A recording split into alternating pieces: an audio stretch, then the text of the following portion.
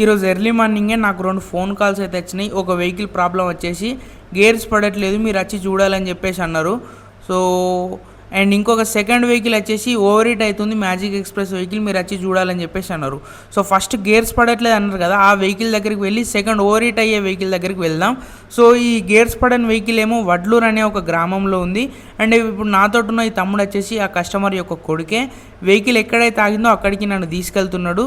And ఈ vehicle దగ్గరికి వెళ్ళే దారి మధ్యలో చాలా నేషనల్ బర్డ్స్ అయితే కనిపించినాయి, మీకు చూపిద్దామని చెప్పేసి వీడియో తీసిన. అండ్ వెహికల్ దగ్గరికి చేరుకున్నా. వెహికల్కి గేర్స్ ఎందుకు పడట్లేదు అంటే షిఫ్టర్ బాక్స్ అనేది ఫెయిల్ అయిపోయింది. సో చూసారు కదా ఎట్లా ఫెయిల్ అయిపోయిందో, బండి ఎట్లా మూవ్ అయిపోతుంది గిట్లా ఫెయిల్ అయితే. అందుకే కొత్త షిఫ్టర్ బాక్స్ అయితే తీసుకొచ్చిన. సో కొత్త షిఫ్టర్ బాక్స్కి పాత షిఫ్టర్ బాక్స్కి మీరు ఒకసారి తేడా చూసుకోవచ్చు, జమీన్ ఆస్మాన్ ఫరక్ ఉంటుంది. కొత్త షిఫ్టర్ బాక్స్ వెహికల్కి ఫిట్ చేసిన తర్వాత గేర్స్ అన్ని పడ్డాయి, వెహికల్కి ప్రాబ్లం సాల్వ్ అయిపోయింది. అండ్ ఈ వెహికల్ దగ్గర నుంచి మళ్ళీ సెకండ్ వెహికల్ దగ్గరికి స్టార్ట్ అయ్యే రూట్లో ఈ యంగ్ అబ్బాయి కనిపించిండు. సో ఈయన మన సబ్స్క్రైబర్ అండ్ మన వర్క్షాప్కి వచ్చే రెగ్యులర్ కస్టమరే. అండ్ సెకండ్ వెహికల్ వచ్చేసి గజ్వెల్లో దగ్గర ఉంది. సెకండ్ వెహికల్ దగ్గరికి చేరుకునేసరికి ఎర్రటెండల కర్రె కాకిలెక్క అయినా నేను.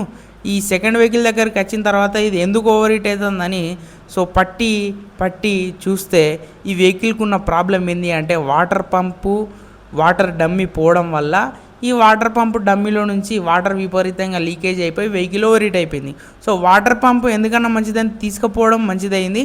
సో ఈ వాటర్ పంప్ని వెహికల్కి ఫిట్ చేసిన తర్వాత లీకేజ్ అనేది బంద్ అయిపోయింది, వెహికల్ ప్రాబ్లం సాల్వ్ అయిపోయింది. సో వెహికల్ని తీసుకొని నేను టెస్ట్ డ్రైవ్ వెళ్ళిన.